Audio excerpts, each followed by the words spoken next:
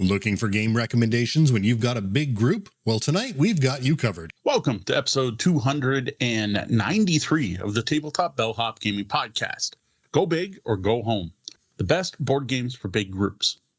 Now, in addition to sharing some of our favorite games for groups of 7 or more, we'll also be sharing what we've been playing lately. And after that, we've got 3 featured reviews for you. 3, 2, 1 Countdown from Grandpa Beck Games, Lego Brick Like This from Asmodee, and Hand Games 21, a book that was written by Don Eskridge, the designer of the Resistance, Avalon, and more. Now, first, we should introduce ourselves. I'm Sean, your host, and with me is Deanna. Hey to all the Bellhop boarders. And, of course, Mo, the Tabletop Bellhop himself. I am Mo Tuzano, the Tabletop Bellhop, your cardboard concierge, helping you make your game nights better. We like to record Wednesday nights at 8 p.m. Eastern live at twitch.tv/tabletopbellhop, and we love it when people join in our lobby, the chat room. Now on to some housekeeping. First up, disclosure. Wherever you're watching or listening to this, any links you see are most likely going to be affiliate links. Whenever you use one of our affiliate links, it costs you nothing extra, and it does help to support the show. Speaking of supporting the show, I'd like to point out that this episode exists in part due to the support of our awesome Patreon patrons. If you'd like to join that elite crew, you can do so at patreon.com/tabletopbellhop. And last up, let's talk about show notes. If you head to our website, we have show notes, and that's where you can find links to absolutely everything that we talk about in this episode. Just head over to tabletopbellhop.com/293. That's /293. Before we get to our main topic, just a quick heads up on what we have going on in February for the Windsor and Detroit locals. So up first, we're going to be hosting another board game bazaar. That's going to be a Hidden Trail Sunday, February 8th. We're going to make it a little shorter this time. We're running from noon until 3 this time. Now, if you've got games to sell, you can contact Deanna at Tabletop Bellhop to reserve some table space. That's email Deanna at tabletopbellhop.com.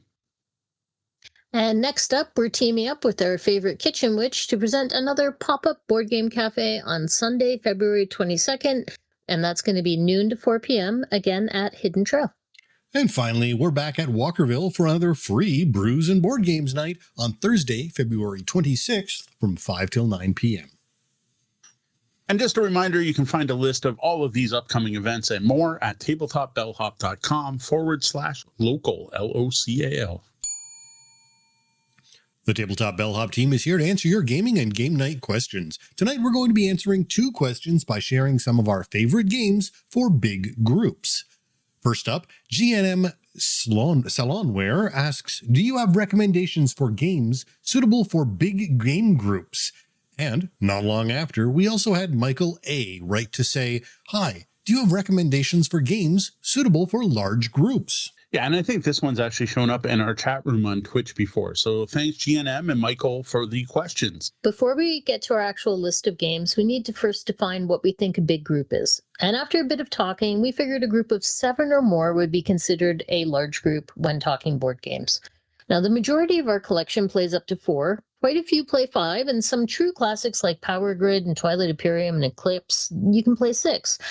And those don't really feel like big group games. So we decided we had to go a little higher than 6 and set the bar at 7. Yeah, big group games immediately bring to mind party games. But we're going to try and call out some hobby games that play 7 or more, along with some of our favorite party games. Yeah, one of my goals here is to give big group games for all types of gamers. Casual game night games you can play with your family, as well as a game where you get your big group of heavy gamers together, for a birthday party, and everyone wants to still play together, or at least play with the birthday boy. So we want to try to get a mix of both out to there tonight. Now, we do have quite a few games, so we're not going to say too much about each of them, but I think strongly recommend, every game on this list is great for the right situation and the right group. As usual, these lists is in no particular order. It's often what we happen to set our eyes upon first in the board game. No, this one's in order. Sean's getting confused. No, this one's in order by max player count. Oh. So this list is in order. All right. Oh, there we go. Mo, I might have screwed that up because I moved things these around while we were. And so did Sean when we were claiming which Sean ones we were going to talk about. Had no idea that there was an order. We never do an order. They They're were in never in order. order. When I put them in the list, they were in order of player Yeah, count. well, So it we just like to kept keep going things up. interesting. Yep. And I was going to call out next game's for 7 players, next game for 8. All right. Sorry. Alrighty. So, unintentionally, this game list is in no actual real order. Okay, then. Now, I'm going to start us off with 7 Wonders from Repos Productions. This plays 2 to 7. This is one of the first games that comes to mind when I think of big group games. The classic game of drafting cards to build civilizations, and really how I remember all the big group games we had back at most birthday parties when I started coming down to play games from back up in Hamilton. Yeah, this one's kind of a staple at local public play events. It's not one we feature all the time, but like back when we just had like a night at the game store, this was always available for those groups. Or like, we all came together. We want to play something together. Like, oh, here's your option. Grab 7-1. Next up, we've got Bonanza, or as we like to call it, Bean. Bean! This is from Amigo Games and plays 3 to 7 players. Bonanza was Uwe Rosenberg's first big hit. It's a fun card game where you can't rearrange your hand and you collect and plant sets of beans.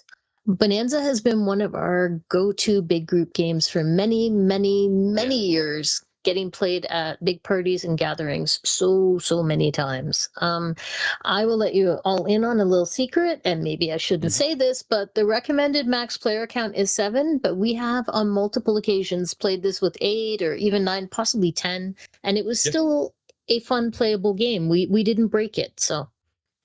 Yeah, there was at least one night upstairs at Patrick O'Ryan's that I think we were at like 12 players, and it still worked. All right, sticking with Uwe Rosenberg, and at the opposite end of the weight scale to Bean is Caverna, the Cave Farmers from Lookout Games. Now, this one always surprises people because this is like a big, heavy game, and it's one of the heaviest big group games I own. Now, not a lot of people realize you can sit down and play this dwarven farming game with 7 players. Now, I will say this is on the list because it plays 7. Not necessarily because I want to play it with 7. This is a very long game with any more than 5 players. But you know what? If you've got a 7-player group that loves engine building Euros and is into the cool dwarven themes and wants to go mining with their dwarves and having adventures, this is a great choice. As long as you've got an entire afternoon to play it. All right, well, next up, we've got Adventure Party from Smirk and Dagger. This plays 8, and it's an improv party game with a bit of a D&D feel where players describe what they are trying to do, secretly roll to succeed, then tell all the other players what actually happened, and those players try to guess the result of their roll. Now, this one has been a big hit with the local RPG folk and for people who are curious about RPGs, but not quite ready to roll up a character. Next up, we've got Camel Up from Egertspiel, which plays 3 to 8 players. This is a ridiculous betting game where you're racing camels and the pieces stack, and when the camel that's on the lowest stack moves, it brings all the other camels along with it. The latest edition even has a camel that's going backwards. It's silly random fun and a great midway point between a party game and a hobby game. Yeah, totally agree. Next one's kind of unique, and I had a fantastic experience playing this at one of the local game stores. And it's not a game I actually own, but that I had a lot of fun with, and that is Captain Sonar from Madigo. This is 2 teams of up to 4 players, so 2 to 8 players, and it's basically Battleship for gamers. You're going to take your group, split into 2 teams, and then everyone takes on a role. Like someone mans the sonar, someone mans the torpedoes, someone else is the navigator, and one player has to be the captain coordinating everyone. And you play a real-time sub hunt going back and forth, giving orders. And what's kind of neat is you've got the sub thing where you're trying to listen for each other. So you could try to listen to what the captain's giving orders for the other players, try to figure out what they're at. Very Hunt for Red October, except it's sub versus sub.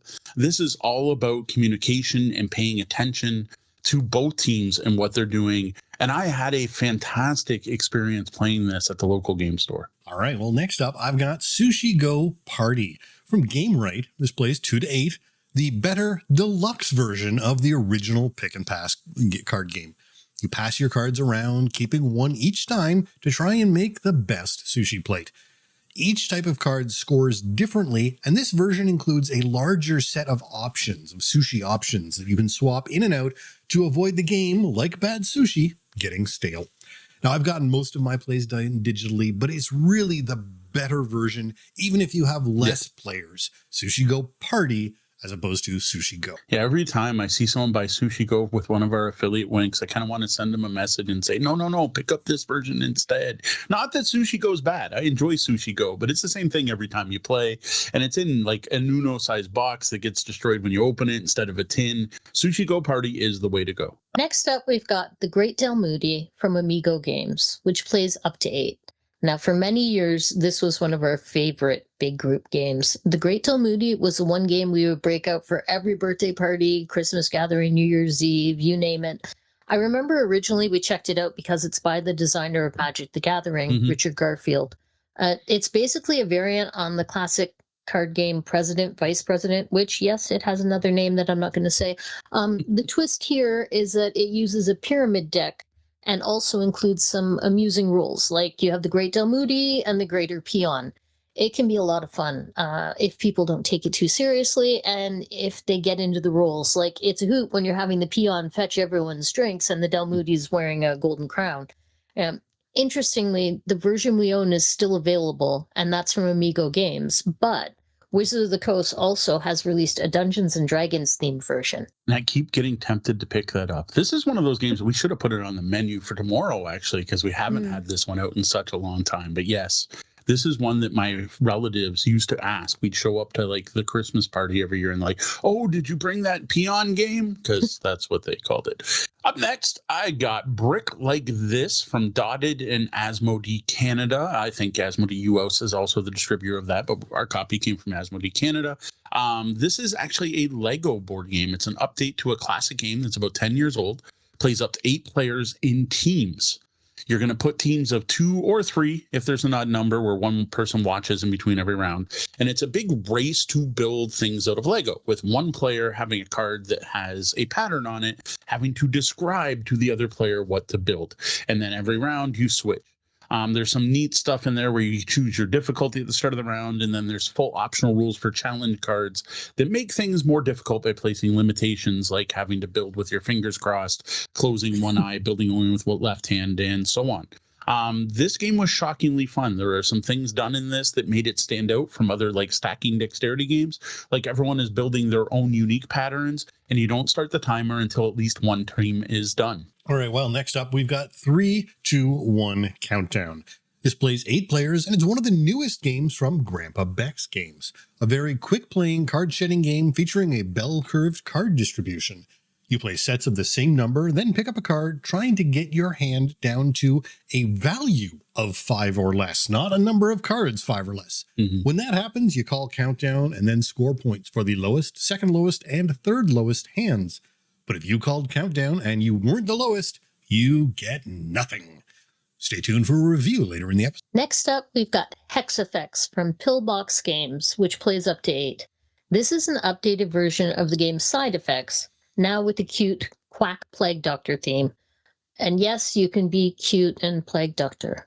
Apparently, I've been told by my kid. Players are attempting to cure the ailments they currently have, but each cure played is going to open you up to other illnesses. It's a very backstabby, take that style card game. Our eldest kid, Gwen, absolutely loves this game, and it's also been a big hit at our public play game nights. All right, I got to say, so far we are kind of sticking in player count order, so maybe it still worked. Next, I got Medium from, Pitch Car. Pitch Car. I'm jumping around now. I say that, and then I go out of order. Next, we have Pitch Car. Spoiler, what's after Pitch Car? Pitch Car from Eagle Griffin Games, 2 to 8 players with the base set, and I am so glad, for the first time in a long time, I haven't had to put Pitch Car in the honorable mentions, because Evil Griffin has finally reprinted the game. It is available again for everyone who's come out to our events and adored this flicking racing game using player-created tracks. You can now get it again.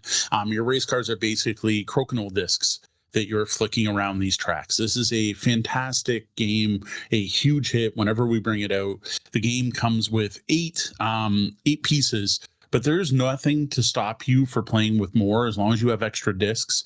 They used to be able to buy discs in other colors, but like I've got a crokinole set. That's 2 more cars right there with the 2 colors.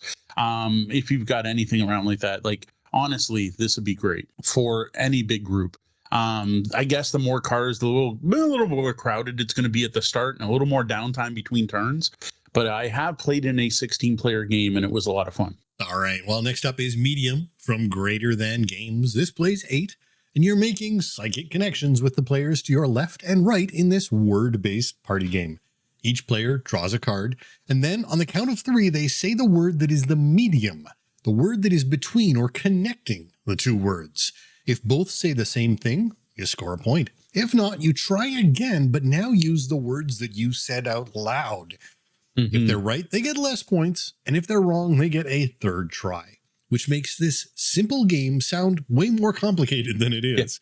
Yeah. Now, what I love about this is that it's fun with people you know well, but it's also a hoot with strangers, if perhaps not quite as easy. Yes. What I like in this one, too, is the points are kind of randomized. So if you get it on the first try, you're going to get the maximum pool of points, but you don't know how many points you have. And they actually overlap. So the 2 scores, some of the 2s are higher than the 1s. And I thought that was a neat little twist to this game. So next I've got Kiss the Goblin from Skybound Games. This is a D&D alignment-based party game that plays up to 8.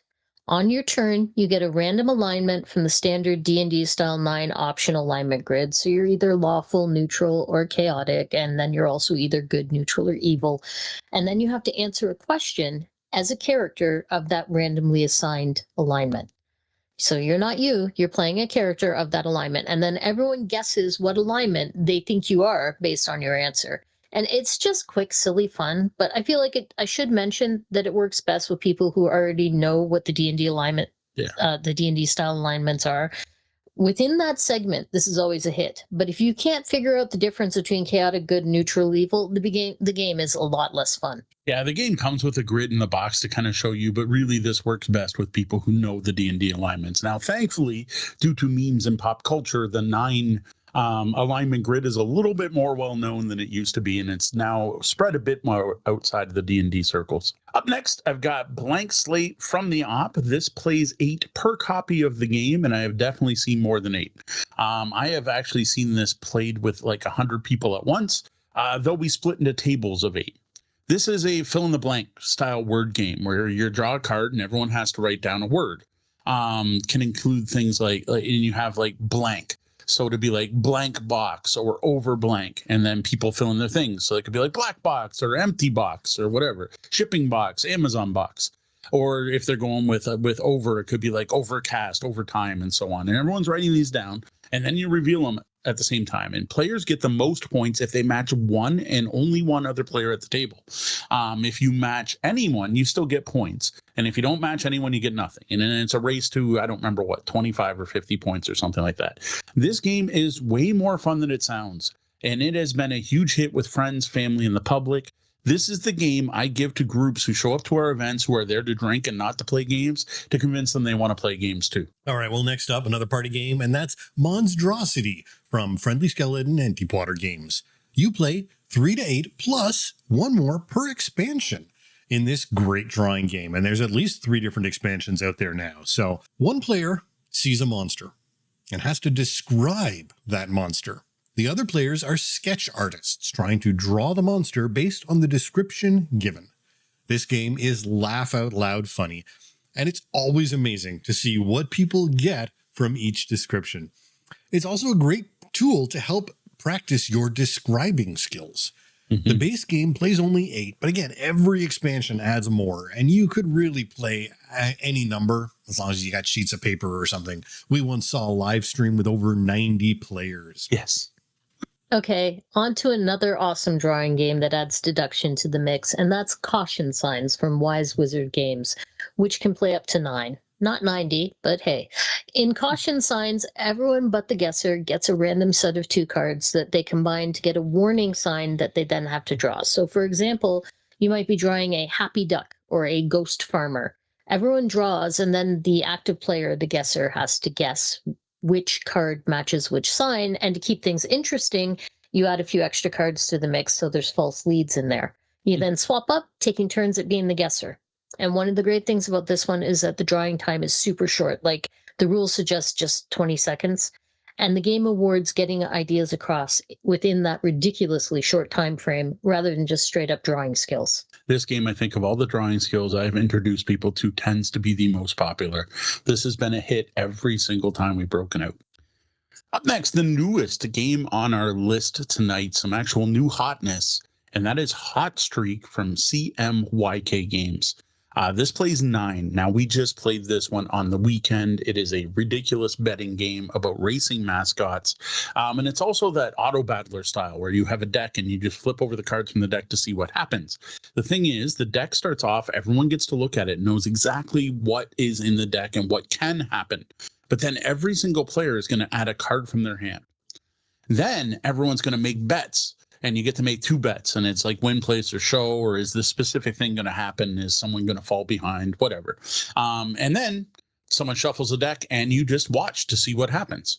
And in the end, you get your ranks for first, second, third, fourth, and everyone pays out their bets. This is a lot of fun, features really amusing components, kind of gives you that feel of Camel Up with the amount of chaos there. But I felt like I had a little more control in this one. Like I felt my bets were a little more controlled. It was a lot more fun than I expected, and holy cow, toyetic over the top components where the entire game boss kind of looks like one of those like crank things that plays music, and the board you pull out from the box, and it was over the top looking game. I gotta say, I was really impressed by this, and I gotta thank local gamer and game designer Roger Malash for introducing us to that game. All right, well, next up, I've got Hues and Cues from the Op, and this one plays 10. This is a game about colors. One player gets a cue card with 4 colors on it. They pick one and give out a 1-word clue. Everyone else places a cone on the color grid, matching what color they think the clue represents. The active player refines their choice by giving a 2-word clue. Players place another cone, and then everyone scores based on accuracy. Or just throw the rules out. Use favorites, salt, and do it your own way. This one is interesting. It got a lot of real sort of massive interest driven by Twitch and other online social media followings. And it's rare that this game is on our table at a public play event and doesn't immediately get snatched up by someone who has seen it played by others online. Yeah, this is one of the games. Sorry. Yeah, our kids love playing it with this weird variant where they just play song clips at each other and then have to guess the color. And I don't quite understand the rules there, but I think they played it for 3 hours straight the other night. So, yeah, this is a game where we're going to have to replace our copy soon because it is wearing out. It gets played so often. Next up, we've got Skull King from Grandpa Beck Games, which can play up to 10, but you need the expansion to play the full longer version at the full player count. You can play like as you count up, and you could play up to, say, I think it's 5, 7 cards you can play up to if you have higher player counts, but you can't play a 10 card hand with 10 unless you have the expansion. This is a pirate themed bidding trick taking card game with 4 suits, one of which is always trump. And then you add in a ton of special cards that keep things interesting. We've got mermaids, which capture all the suit cards, but then pirates capture the mermaids.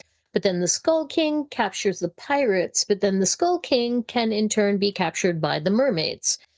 If your group enjoys trick-taking games with bidding in them, you're going to love this one.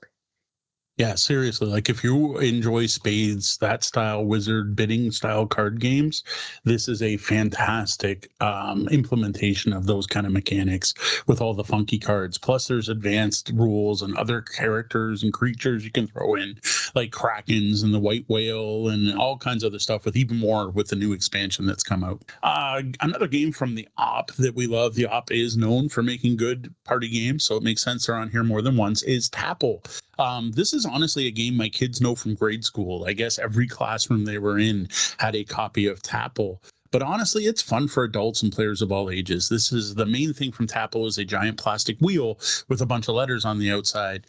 And what happens is a category is presented and players have to, in turn, shout out a word that fits the category, matching a letter on the Tapple disc. So it has to start with that letter. They push down the letter, then they hit the thing in the middle, and the next person goes. Each letter can only be used once until the full wheels all push down. If you get that far, then you have to find 2 words every time.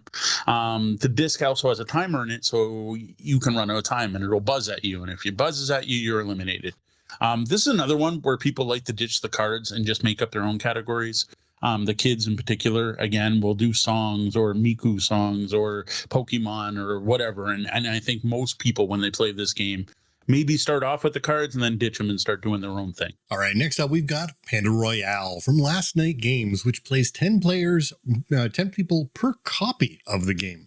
Now, while the theme is Panda Warriors going to battle, we just kind of ignore that in this roll and write that uses RPG-style dice. Each round, you roll your dice, do a little math, and then draft a new die for a total of 10 rounds and a final pool of 10 die.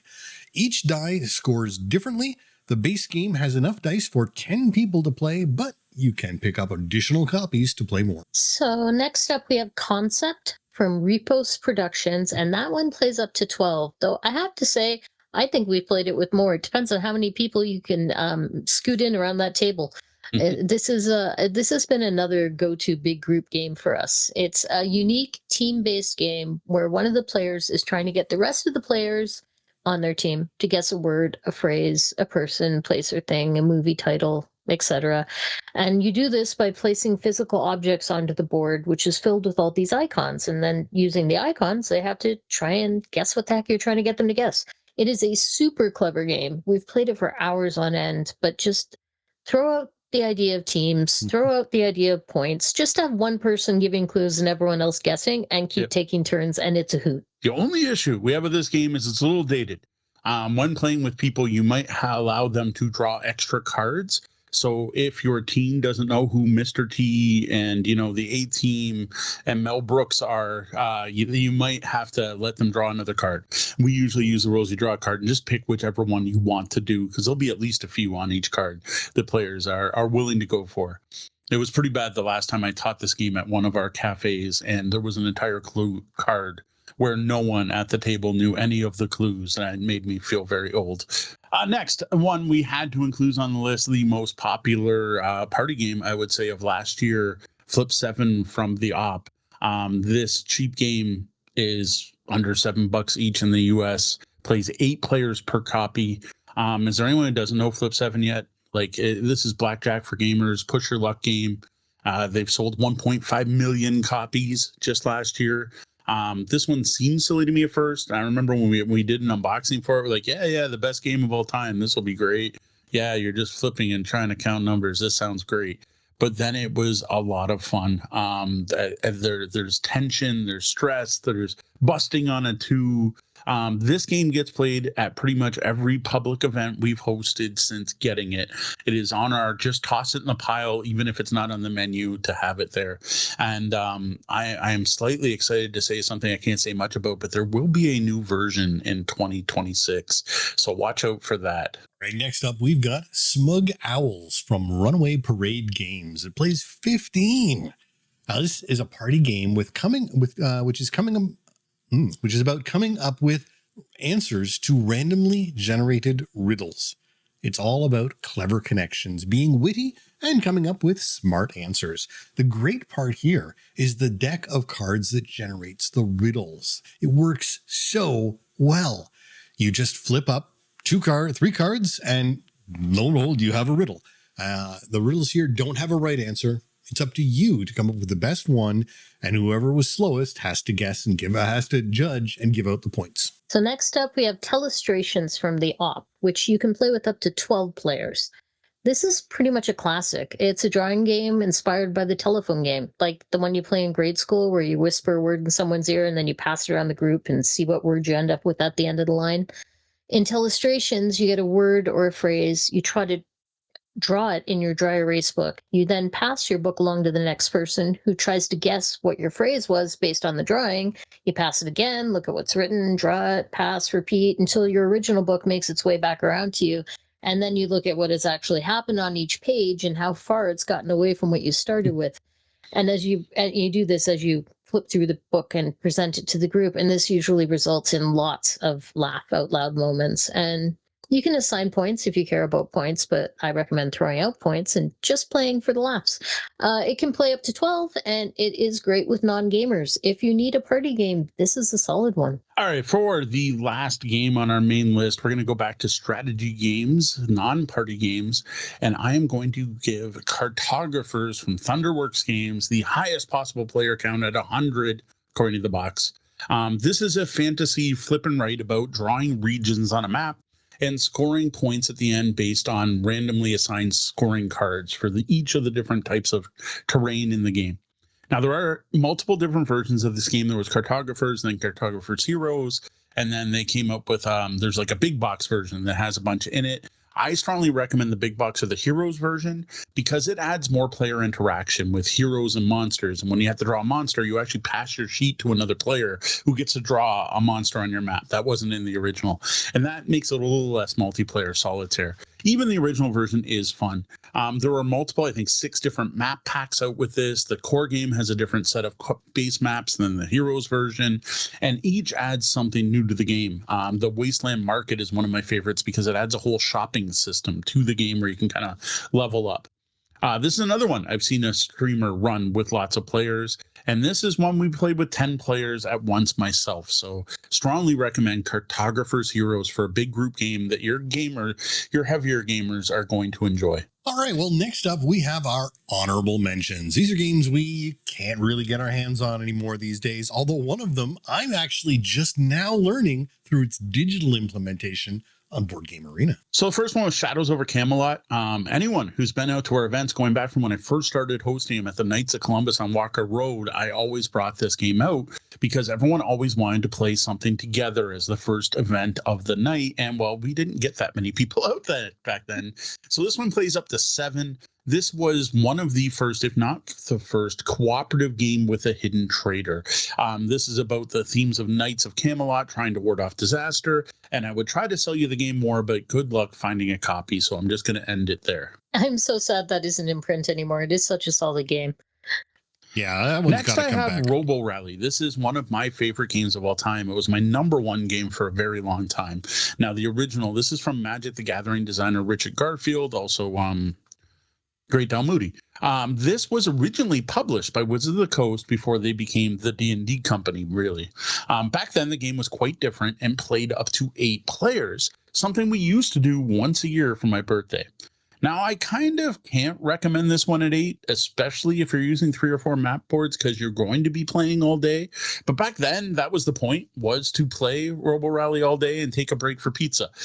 So if you do dig that, I do recommend trying to find the old version. Now, the current version is now being published by Renegade Game Studios after Hasbro took it back for a bit. And they did a lot to simplify and streamline the game. And the entire game switched to more of a deck building game where each robot has its own deck and your damage cards are now like bad cards that go in your deck. Honestly, like, it's still the program movement game I love, but there's enough change that I just don't enjoy it as much. Plus, well, for this list, it doesn't play 8 anymore. The new max is 6. My last honorable mention is Formula D or Formula Day. The Formula D is the version we own. That's from Asmodee. This plays 10. This was my board game go-to if I had 10 people that all want to play a strategy game together and don't want a party game. This is a Formula 1 racing game where players are on teams of 2. And actually, if you play less player counts, like I think the game's best at 5 because you get to play 2 different cars. This uses a unique set of dice that represent how far you move, where the dice start off as D4s, and as you shift up gears, you go to a D6, D8, D10, all the way up to D30. Though, interestingly, these aren't D10s, D20s, D30s, and the distribution is unique on each die. Like, you can't go less than, I think it's 5 on a D10 in this particular game. Now, that's just the basic game. You're racing. First one to the finish line wins. You get points. This is why it's good as a team game, because you get the score for both your team members. But there's also a advanced version where you can play through multiple circuits. You can do street racing instead of Formula 1. Your car can suffer different wear and tear in different areas, and there's different drivers and pit stops, but very out of print. Unfortunately, I didn't even realize this. I thought this was still readily available until prepping the notes and realizing, wow, you can't get Formula D anymore. But you can still play it on Board Game Arena, or just recently start playing it, I guess, on Board Game Arena. So it's just been added within the last 6 months. It was added to the Board Game Arena. So I've actually got my first ever game of it going on right now with my online group. We have had some chat in the lobby. Thank you for that, folks. Nider314, first time chatter, says Mega Civilization plays up to 18. Wait a minute. My understanding was that game takes all day to play if you have 3 people. What happens when you add 18? 360 to 720 minutes is the listed time on Board And I Game. still guess that's with players who know what they're doing. Yes. One day I will sit down with Nider and play at least Civilization or Advanced Civilization, if not Mega Civilization. It's something we've been meaning to do for a very long time, never actually have done. Next up, Ryan mentions Sidereal Confluence plays up to 9 players. That is one we have not tried. I have heard good things about that game, but I have not played that one.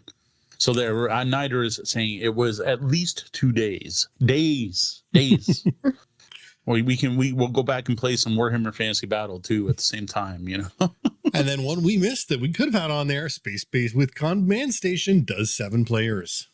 That's a good catch. Yeah, that one's a good one. Space Base is a good call. I did not think of that one, but And yes, it flows with the okay. Station. It's not super long. It was fine. It flows great. Yeah, because especially if you use, there's like a quick start thing where you start with a few things when playing with 7 or more players, and that really makes up for it. And then we've got Encounters Battletech coming from Ryan. Not a big shock to hear anything Battletech coming from Ryan, but yeah, Encounters Battletech does. Yeah, I wonder what the actual recommendation is for like standard Battletech, because I know I took part in a Battletech tournament once. And that was an all-day event. It started at 8 a.m. and ended at midnight or something like that. And I think at that point, there was still at least 2 mechs on the battlefield where everyone had their own land. So I don't know what the official rules are for Battletech. And I have to wonder, there's probably some other like miniature games, different side of the hobby. We are kind of focusing on board games here tonight. But there probably are others that play high player counts like that. I don't know if there's a lot of historic war games, like Mega Civilization definitely being an exception there. Yeah, Battletech is listed as 2+ best at 2. So 2+ best at 2. So yeah, you can play more people, but you might not necessarily want to. Oh, there you go. Encounters Battletech is a dice game. All right, fair enough. I was thinking of just Battletech. So cool. All right. 8-player Battletech dice game. That sounds cool. There you go. There you have the games we like to break out when we've got big groups, either a personal game night like Mo's birthday bash on the weekend, or when we get a big group showing up to one of our brewery game nights. So what have we missed? We already have people in the chat calling out more as we sit here. Elder Sign does 8. Twilight Imperium 4th edition. I thought the max on that was 6. Maybe it's more with the expansion. But what do we miss? What else have we got? What are other great high player count games you played we didn't mention? We want to hear about them. Leave us a comment, reply wherever you're listening or reading this, or DM, or better yet, post something over on our Discord at discord.tabletopbellhop.com. Welcome to the Bellhop Tabletop, where we talk about the games we've been playing lately. All right, don't worry. Tonight's not going to be as long as last week, where we recapped everything we played over the entire holidays, like a month and a half worth of games. This list is much more reasonable, and almost every game was played during my birthday party last Saturday, where we had a dozen friends over and played all kinds of games. Yeah, I'm going to leave that discussion to the two of you as I ducked out of the lighter party games at the start of the night. I was up there with you. Yeah. Sean didn't come down either, so... Although, no, you guys were still in the kitchen when we started the night with a game of Trash Talk. All that happened there was we were sitting there and people were sitting around the kitchen table, and I'm like, we could be playing a game, and I reached behind me and grabbed it. This is a game where you're trying to match words to pieces of trash, and it was pretty impressive because we hit 7 cards. I was the raccoon with everyone else being possums. It was a big hit, and honestly, I think we would have played another round and started passing around. But more people were showing up, and we were going to have to get situated in the basement and actually get some things going. I think Sean was there for that game. Oh, that's right, he was. People accuse you of having some kind of psychic link going. Yeah, apparently everyone learned to say, "Oh, when Sean says he's pretty sure Mo picked this, to listen to me. I didn't know all of them. It wasn't like No. I could read your mind, but there were certain things where I'm like, oh, I'm always going to have put that there. And they didn't believe me at first, and they started believing me. That amused me because you just sat down to rate your beer. And then all of a sudden, Yes. I'm chatting with people as they come in, and I'm welcoming people, and I'm talking to my mom. And I look over and I go, are they playing a game? And someone asked me, I thought we were going to be playing games downstairs. I went, well, Mo sat down and it was at a table, so a game had to go on the table. And like, that's what happened. Yeah, and actually, I think I had a closer connection with Tom that night. Tom was getting me every single time. I'm like, man, we were on the same page. And it was so frustrating because I was like, we got to listen to Sean. Sean knows Mo. And it was one where I'm like, no, Tom was right. Listen to Tom. Up next, still at the kitchen table, people were welcome to go downstairs. There were lots of games. Was Brick Like This? This is the Lego party game. We talked about this last week in our first plays. This was a lot of fun. We're going to be reviewing this later tonight. I think everyone was enjoying it. And it was kind of funny because we're playing with hobby gamers. And once the hobby gamers figured out they couldn't possibly win, they were like, we're done. We don't need to play out the last few rounds.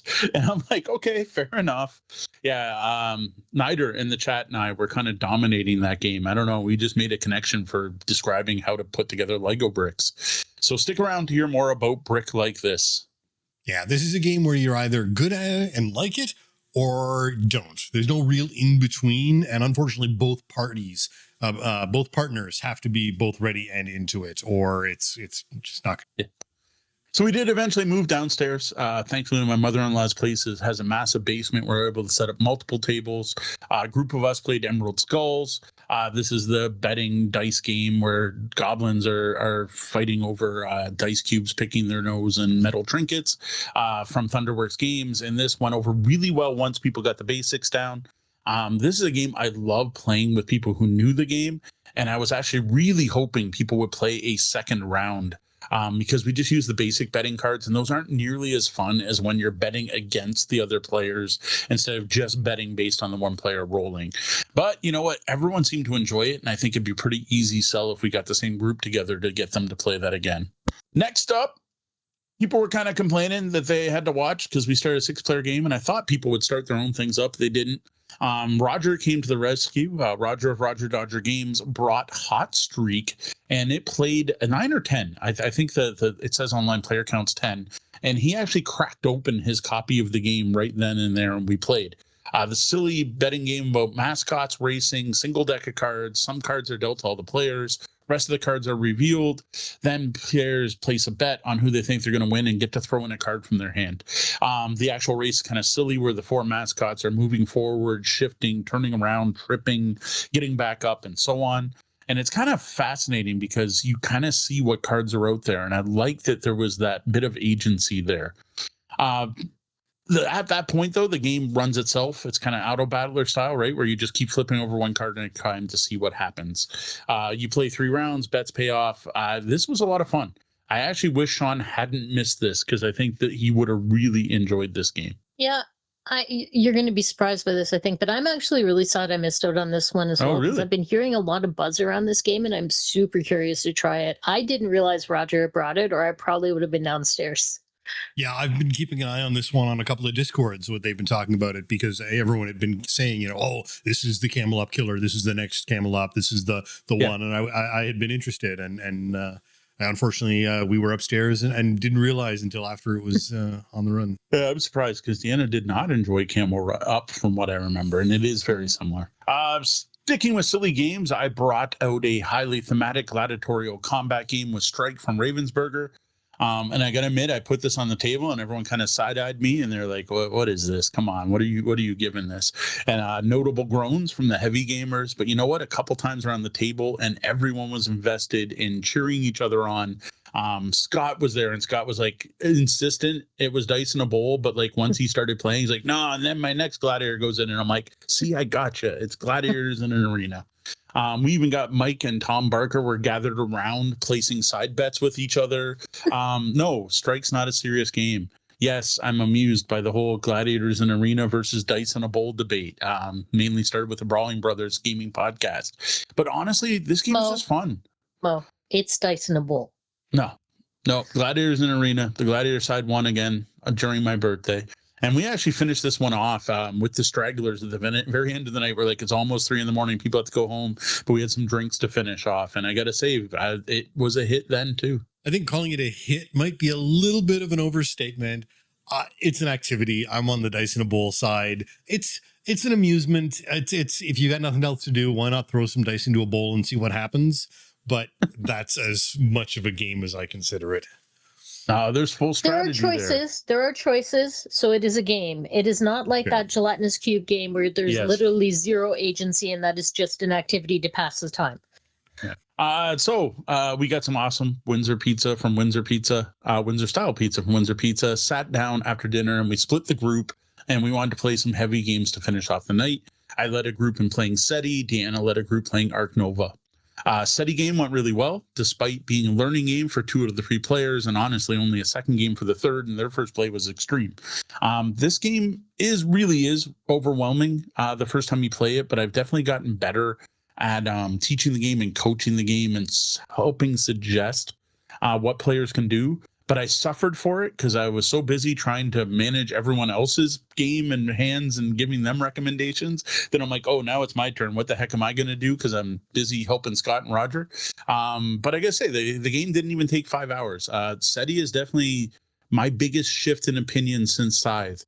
From, this game's too much, too fiddly, to I'm enjoying it more and more every game. Yeah, so Arc Nova, I have come around to loving this game. I've played it a couple of times in the past few weeks, so I felt comfortable teaching it, though I'd had a couple of beers and I did flub some of my explanation at the very beginning, but I recouped. I had 1 player at the table that already knew the game and 2 that were new to it, but everyone really seemed to enjoy it. One thing I'm seeing, having played it a few times in close succession, is just how differently the game can play out. Like, there's a high random factor here because that deck of cards is huge and certain aspects just don't come into play every game. Like, for instance, this is the first time I've seen anyone use the 2 times multiplier tokens, and we got them to the table a couple times in this game. But then we never had any of the negative take that tokens, like the Venom or the Constriction in play, which in other games I've seen Venom come out, but not Constriction, or we've had 0 tokens at all.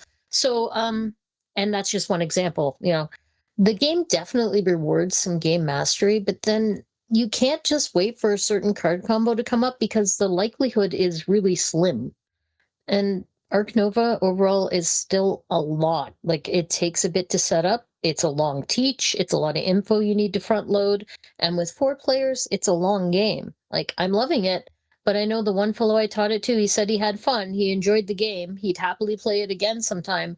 But he could now take it off his birthday wish list because he knew he would never end up getting it to the table. No one in his house was going to want to play it. No one in his regular game group was going to want to play something that took that long. Now, our last play this week was 2 rounds of Metro Runner on Sunday, 1 3-player and 1 5-player. And I'm really happy we got to try it with 3. I really liked it with 3.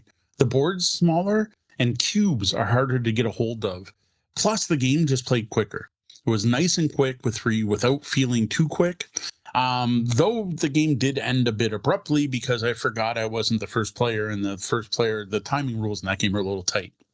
5-player game went a bit longer, but we're still only about an hour. So I got to say, I do dig this for giving you that feel of a bigger game in a short playing time. I like that. I feel like I've accomplished something by the end. And it's also quite tight with multiple end conditions that pretty much all kind of creep up on you. I know, though, of the 3 of us, I was the one that enjoyed this game the most. Did we play it at 5? I thought it was 4. I don't know. I think my brain was burnt out. Like, I really struggled with this play. The game is just fine. Metro Runner remains enjoyable, but on this particular play, I just could not wrap my brain around the hacking. Like, I would stare at the tiles you need to slide and manipulate to hack, and my mind would just blank out.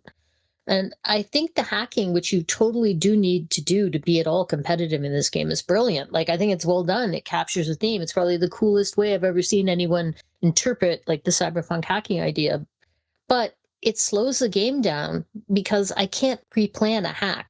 By the time it comes back around to my turn, it's a very high likelihood, at least in a higher player count game, that someone else is going to have done a hack action and the tiles are going to move. So I'm kind of sick of looking at it and seeing the solution and then having someone else take it every time. And then you have to figure it out on your turn, not ahead of time, which slows everything down. So And then on top of that, I was struggling with the puzzle element for whatever reason last time, but that's not my complaint. It's just the AP factor. Like, I feel bad making people wait while I figure it out. And conversely, I get antsy sitting there waiting for other people to figure it out when I can see the answer, because given enough time, they're going to see the solution. It's just the sitting there can be painful. And I was thinking, like, maybe we should add a timer. And I thought, no, dear gods, no, that would make me not want to play the game anymore. So yeah, it's interesting because you also get to a point where, okay, the person has made their choice. They are hacking this turn and you see the solution, but it's them. And there's a skill level involved in that hack. And there are usually different ways you could achieve it. So do you help them? It's not a cooperative game. So there's a weird sort of, often, weird sort of thing going on there when it comes to that hacking. But it is, as Dee said, I think it really is a great system and an interesting way to have done hacking and implement hacking in a game, which is, hacking is not something that's generally done very well, or it's just avoided because it is so hard to do well. The one thing we noticed during this, because I hadn't played it in a while and I was forgetting a couple of different rules, so I referred to the summary card, which wasn't as great as we might have hoped because it was kind of leading me down the wrong path. So do beware of that. Yeah, it's not a terrible summary card, and I'm glad we have one, but it's just not as clear as the rule book. And there are some paragraphs in the rule book that are bolded that just aren't clear that that's how things work on the card. The most egregious being that when you take a action in an area, the zone action, I can't remember the proper term here, you either complete a job or take cubes, and there's no or on the summary cube. It says move your thing, do the spot action, or do a region action, and then it lists both region actions. It's missing that third or that should say do one of the two region actions or something. That one was really bad. And then I can't remember exactly what it was for the other thing, but it was one of those that, like, it was important enough that rulebook bolded it saying you can only do this once, or you can't combine these two things. And even one came up at the end with the bonus actions. Nowhere on there it lists all the bonus actions. Does it say you can only do one of each during your turn? So it just, like, it's a useful summary, but it doesn't replace having read the rulebook. All right, well, that's what we've been playing. What about you? It's time to blast off with a review of 3, 2, 1 Countdown, a quick playing, hand-shedding card game with a rocket liftoff theme. 3, 2, 1 Countdown comes from the team at Grandpa Beck's Games and features thematic illustrations from April Stott. An excellent graphic design by Bridget Indelicato. Plays groups of 2 to 8 players, with games taking probably at most half an hour. It's a quick one. One thing that's unique about 3, 2, 1 Countdown is that the deck features a bell curve for the card distribution. The cards range from 0 to 10, but there are more 5s in the deck than anything else. And then you work your way down from there, and there are less 3s, and then 4s, 6s, and 7s, etc. And then even fewer 2s and cards over 8. Looking at the cards from a graphic design perspective, the card design is excellent. The numbers are in all the corners, so you can always see the numbers. The artwork matches the number, like the 0 card shows a rocket on the ground, and the 10 has one flying through the asteroid fields. No complaints so just to clarify, from a graphic design perspective. Sorry, I don't know if that was clear, because the 3s, 4s, 6s, and 7s all have the same distribution. And you said 3, then 4s, then 6s, then 7s. So I don't think that was clear. Yeah, it was clear in my brain. I'm sorry if it didn't come across properly. Do you want me to re-record it? Because then the 2s and cards over, whatever. All right, well, setup is nice and quick. Shuffle the deck. Deal out 12 cards to each player if playing with 6 or less, 10 if playing with 7 or more. Then place the deck in the center of the table. Flip up 2 cards, one to either side of the deck, to start the discard piles. Now, the goal of 3, 2, 1 Countdown is to empty your hand down small enough that the total of the cards in your hand, the values, is 5 or less, in which case you shout Countdown. Or even better, shed your entire hand and get the shout Blast Off. Play starts at the left of the dealer and rotates clockwise. When it's your turn, you play one or more cards of the same number onto one of the 2 discard piles. Then, assuming you didn't just void your hand, you pick up 1 card, either from the other discard pile or from the top of the deck. Once someone says Countdown or Blast Off, players reveal their hands and points are awarded. 3 points for the player with the lowest total, 2 for the second lowest, and 1 for the third, with tied players getting the appropriate points for their position. And though if the player who said countdown is the lowest, they do get a bonus point. But if they weren't, they get nothing. Give up their position. You play a total of 3 or 5 rounds, depending on the group size, with the deal passing clockwise. Player with the most point at the end of the final round wins. If you have tied players, they play one final round and see who wins with everyone else cheering them on. This is a dead simple game that's quick to learn and quick to play. It's all about making and then playing sets, as well as potentially pushing your luck and declaring a countdown. Now, just because your hand total is under 5, that doesn't mean you have to declare a countdown, and that can lead to some fun and interesting bluffing moments. Now, anyone familiar with the classic card game Yaniv will find this familiar, if not exactly the same. Now, I want to start off my thoughts by saying that we really dig Grandpa Beck's games. They make fun and accessible card games that are great for players who are familiar with traditional card games. Plus, we met Grandpa Beck himself, and he's a cool dude, and even went so far as to hook us up with a coupon code. So for anyone listening, if you do want to pick up a Grandpa Beck game, you can use code BELLHOP to save 15% off in his online store. We have had a lot of fun with his games. I seriously encourage you to check out our other Grandpa Beck's game reviews. We played some great ones like Skull King and Reign of Dragoness. Those are 2 that immediately come to mind. Now, of all the Grandpa Beck games we've played, this is the lightest and most family-friendly. It really is simple to learn, and players pick it up right away. Unlike many of their games, there's no advanced rules, variant cards, or anything like that. It starts simple and stays simple. Yeah, and to me, this is the main draw of 3, 2, 1 Countdown. It's just how quick it is to explain and pick up. This is a great filler game, a good start of the night game, a solid get-to-know-each-other game, and something good to finish off the night with. In addition, it's also light enough it can be a great party, play all night while chatting, and potentially drinking game. It reminds me of classic card games like Racco or King's Corner in that way. And much like many other games in the market, it's a traditional card game that has taken a twist, and in this case, the bell curve composition of the deck is the twist. Much like Rick Dalmoody used a countdown deck for their version of another classic card game. Now, this interesting composition makes it a tougher call if you want to be dumping some high cards or getting all those mids out so that you can build up the highs in your hand for a big multi-card play at once. I don't know. Of all the Grandpa Beck games we've played, this is the one I've enjoyed the least. It just didn't hold my interest. It's not a bad game. I can see the draw, but it's not a game for me. And I mean, I enjoy heavier games, so that's the caveat there. Yeah, this one is definitely the lightest of the Grandpa Beck games I've played. I think this is going to be great, though, for like my extended family will like this. I love that it plays really good up to 8 players. There's not a lot of high 8-player card count games or 8-player count games out there. And I think this is going to be really good at our family gatherings. It's also going to be good for large friend groups who show up to our public play event. We often get like large crowds of 6, 7 people who show up together, and this is a way they can all play on their own. I mean, no bluffing, no bidding. I love it. Yeah, this is kind of in your wheelhouse. Just be aware how simple it is, right? This isn't Skull King or Dragoness. There aren't a ton of decision points, and the game can be very random. Though card counting is a definite benefit, but realize that bell curve. And again, Sean called it out. The bell curve is what's really neat in this game, realizing that there are more 5s than 9s and 0s. And there is some skill required. You can't just play willy-nilly. While this doesn't have the weight of the other Grandpa Beck games we played, there is still some decision points. This is it's not even an Uno. If you're looking for a more strategic or tactical card game, you might want to check out Grandpa's other games. Well, that's all we have to say about 3, 2, 1 Countdown. A quick, simple-to-learn card-shedding card game from Grandpa Beck's Games.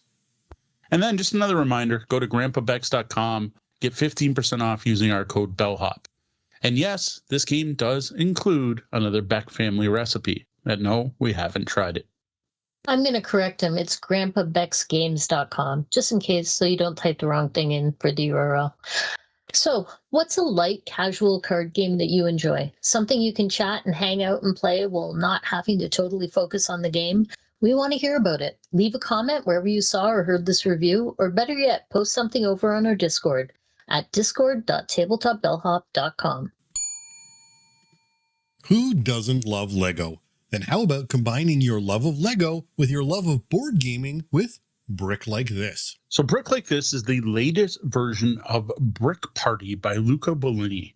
This is a 10-year-old game about cooperative block building brought back to life with an official Lego license by Dotted Games in collaboration with Asmodee.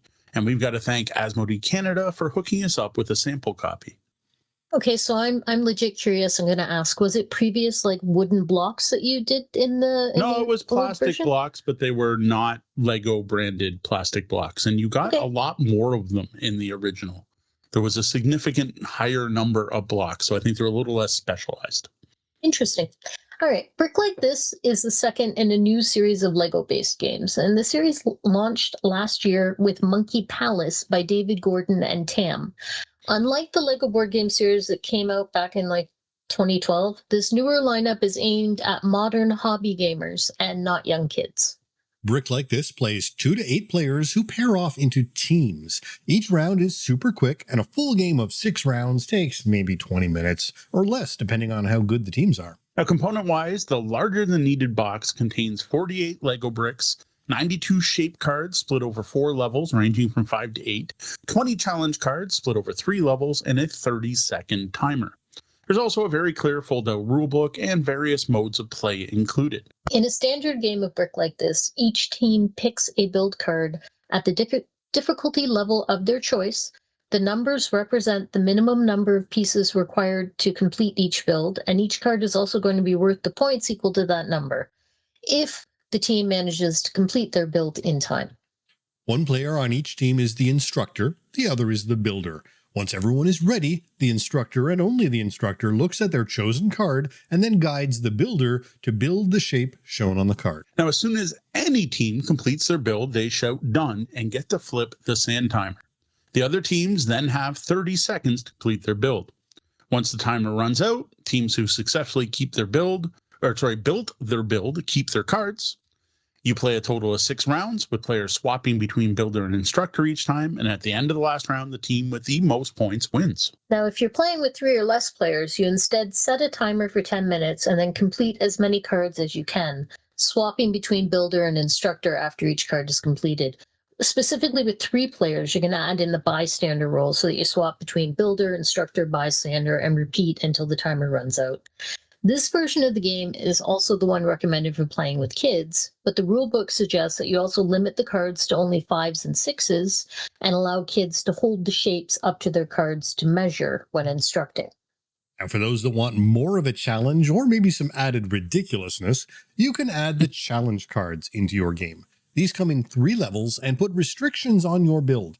The level 1 and 2 ones are interesting, limiting the colors you can use, how you handle bricks, what you can say, or where to build.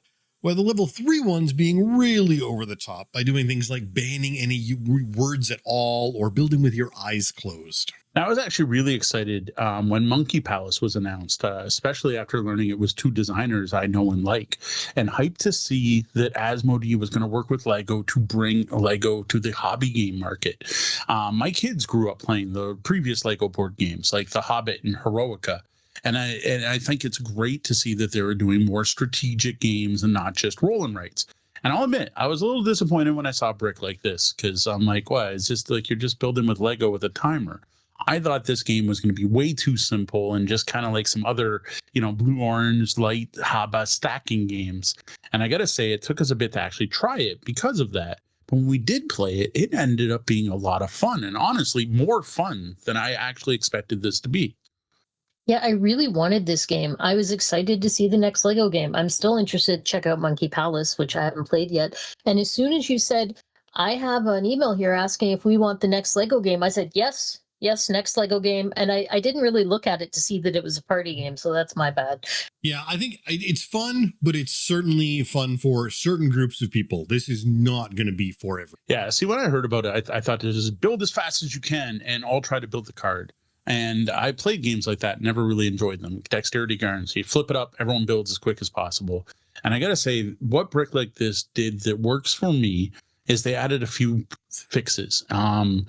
The first being everyone's working on different shapes. So you're not trying to build the same thing. So you're not fighting to see the same card. The card's not at different angles for all the different players.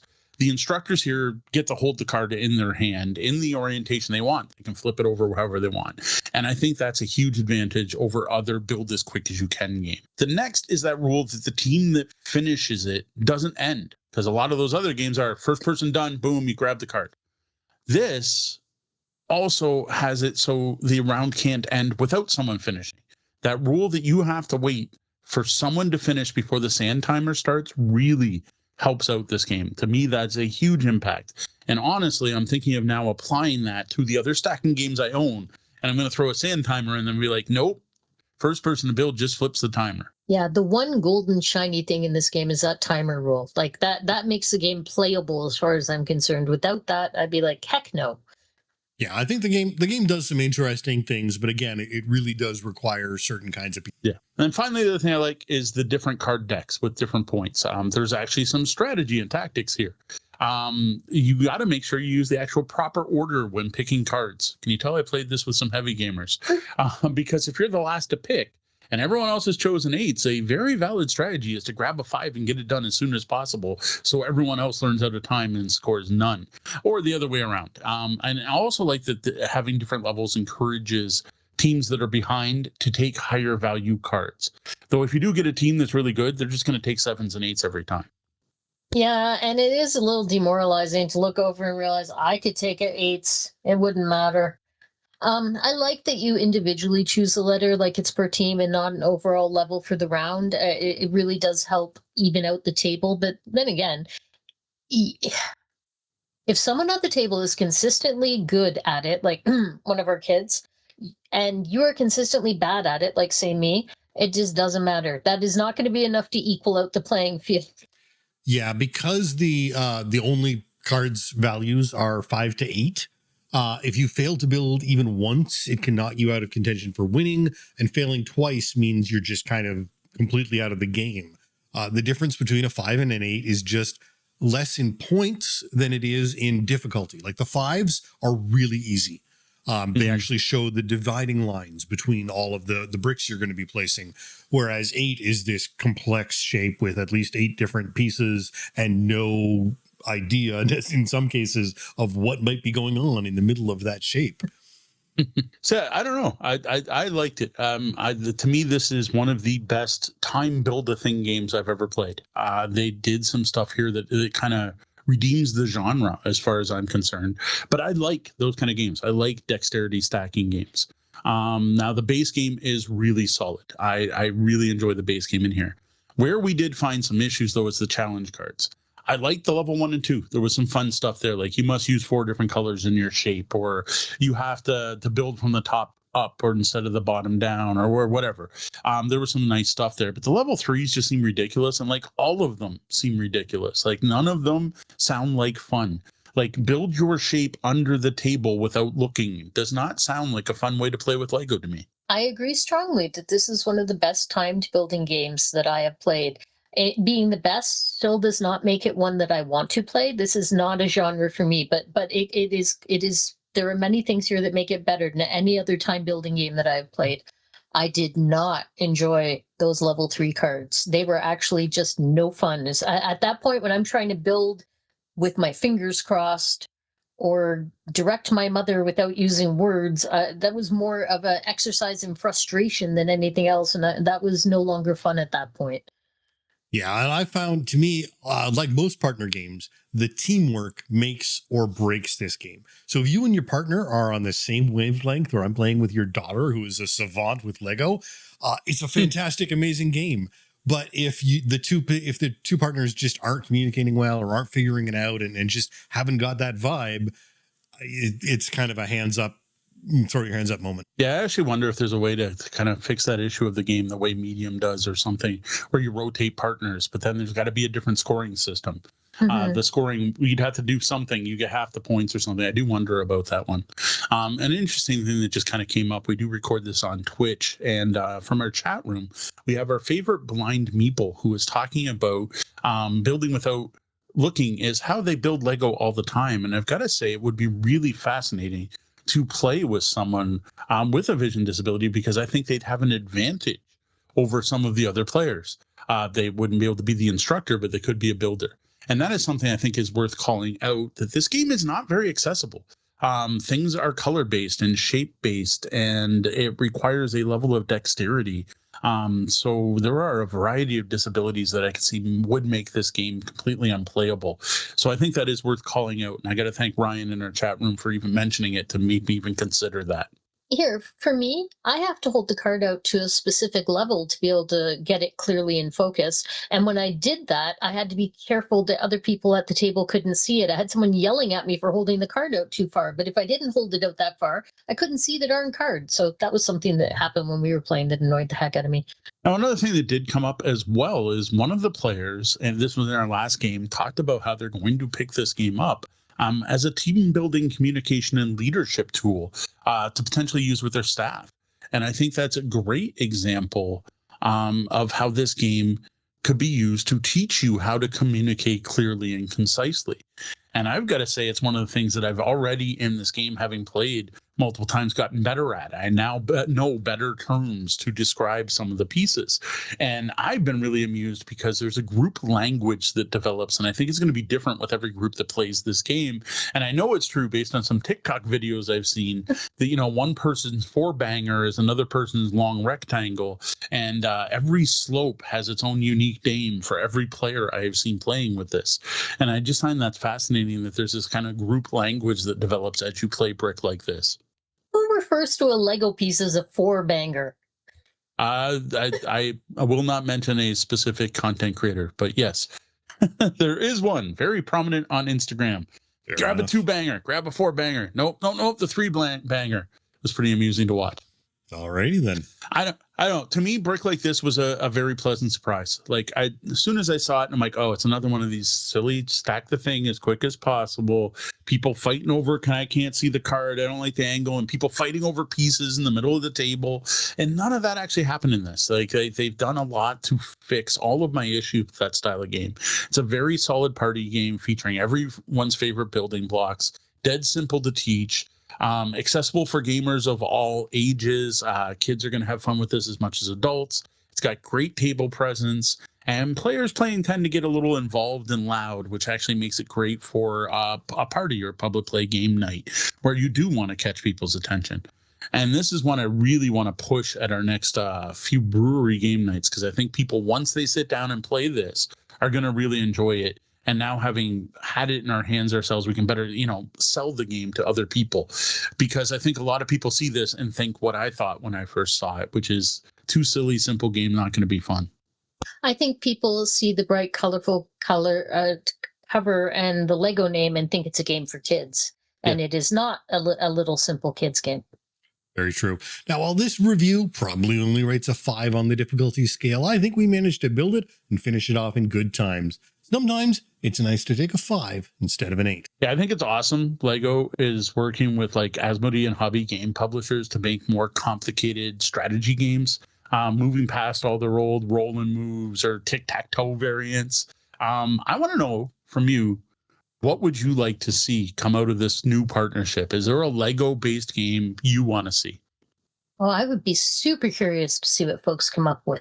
We want to hear about it. Leave a comment wherever you saw or heard this review, or better yet, post something over on our Discord at discord.tabletopbellhop.com.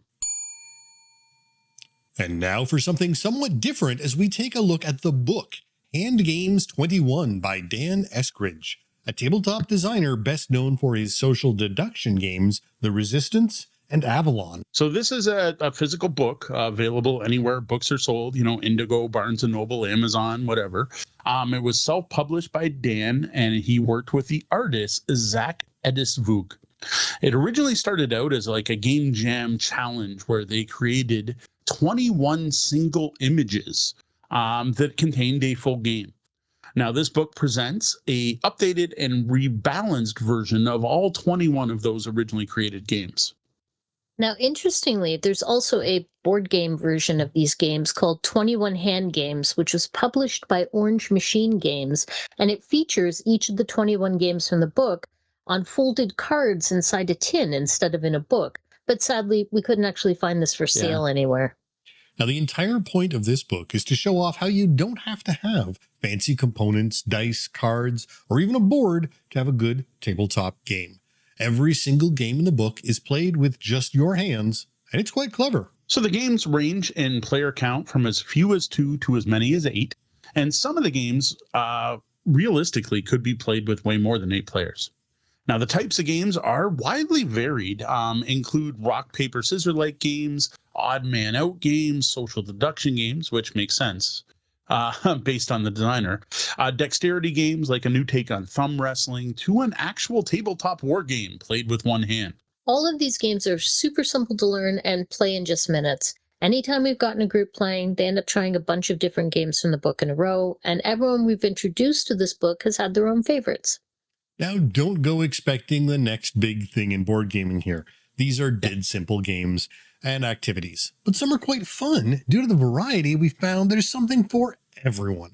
Now, we don't expect anyone to enjoy all 21 games, but people will find a few they like. So I do have to call out, shout out, give thanks to Kathleen Mercury, who is a game design professor, for introducing a group, including me, to this book at a presentation at on game designing at Gamma Expo a couple years ago. And she used it to highlight how easy it can be and how little resources you need to come up with a viable, fun game people will play. And during that event, we broke into groups and played a game called Mirror Shield, which was quite fun. Now, if you're at all curious about game design, this is a great book to pick up. And you should also check out KathleenMercury.com, where you will find a ridiculous amount of free resources, all directed at designing games.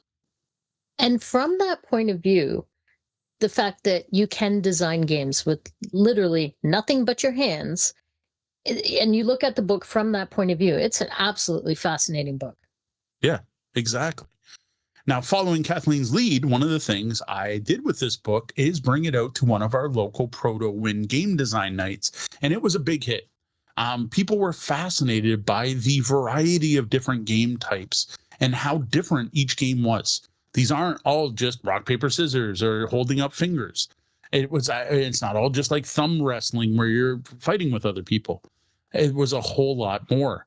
Now, the most popular one at that event, speaking of more, was called More. This was a cooperative hot or cold style game that uses clapping to guess a number. And it was a huge hit. And basically all it is, you pick a number, then you clap based on how loud you think that number is. Then people guess a number, and then you clap for how close they are, trying to get them to guess your number. And it was a ton of fun. We actually played like 5 rounds of that game, broke up, everyone else was doing their own thing, and before that group left, they wanted to play one more round. As I said, I love the concept of the book, but for me, when I read through the book, the biggest disappointment was how many games in there were social deduction based, which is just not something I enjoy, or something that did require real time or dexterity. And that is a large portion of them because, well, you're just working with your hands, right? So. Well, plus this is by the designer of the Resistance and Avalon, 2 of the most popular social deduction games out there. And there's so nothing wrong I with think that. at the time you hadn't put the two together and we're just like, what's with all these social deduction games? I'm like, well, it is Dan Eskridge. No, I got how they got there. I wasn't surprised by it, but I'm just saying it makes it not for me, but I still found the book utterly fascinating to read, even if it wasn't games that I would necessarily want to play. Now, one of the really interesting things, and we talk about all the time about games that are portable, games you can throw in your pocket, games you can stash into your glove compartment to carry with you at all times. Now, what I saw when I was reading reviews on both Amazon and Board Game Geek was that this is the sort of game where people are printing them out or putting them on in tins or small packages and bringing with them to places like amusement parks. Because for all the different portable games we have, there aren't too many you can play in line at waiting for a ride at an amusement park. Whereas these games, absolutely, a family can totally play all of the games in this book standing in line at the amusement park. That is actually a really great use for the games in this book. Now, I want to call out a couple of games that I had the most fun with. I'm not going to give you a full teach, but basically you'll probably be able to play them after this. One that I had the most fun with was Dance Party, where you count down, you're like 3, 2, 1, dance party, and everyone strikes a pose holding up fingers on their dominant hand as part of the pose. Well, the important thing, though, at any dance party is being cooler than everyone else, and that means being unique. So everyone that holds up a unique number is kind of like still in, and everyone else loses a style point, which is tracked on their other hand. Last person standing wins. This was surprisingly fun. It was also great to get people up out of their chairs, moving around, and a great game that, like, honestly, you should take a break in the middle of your board game just to play a round of this to, get up and move. It was so boisterous, and people were yelling out dance moves and stuff. It was quite hilarious. And the other one I call out, because to me it was the most intriguing and most like a tabletop game in the entire book, and that was a game called Table Tanks. Here you rest a hand on the table pointing your index finger, and that represents your tank. Everyone closes their eyes and moves their tank, and there's some special rules for this. But then you open your eyes and see what happened, and every tank that's pointed at has been hit. The thing is, when you get hit, you get better. Now you get to hold up two fingers and you kind of point them however you want. You get hit a second time, you now have three fingers out there. You get hit again, you're eliminated. This was a lot of fun. The only part that was hard was trying to keep your hand on the table and in the right position so you don't move your tank when you're laughing so much because of what just happened. It reminds me of a game we used to have from, we may still have from Stonemaier Games called Stellar Conflict. That was about putting out ships with lasers on them to see what happens. Well, except you're using your actual hands. And I got to say, that was just really cool and so unique. Like I'm playing a tabletop, or you could probably come up with rules for scenery and stuff in this game and like play out a whole game of Warhammer tank battle with just using your hands.